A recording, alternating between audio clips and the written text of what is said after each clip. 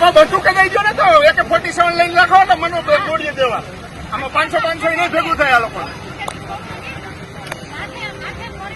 અહીંયા કામ પલરી કામ દેવા જાય. સાહેબ એક કામ કરો, ફાંસીની 302 ની પાડી દો એટલે કામ પતે અમને.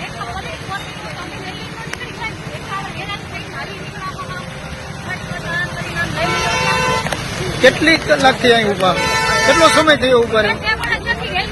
હેલ્મેટ ક્યાં કોણ પહેરા? ચાલુ વરસાદમાં હેલ્મેટ પહેરાય?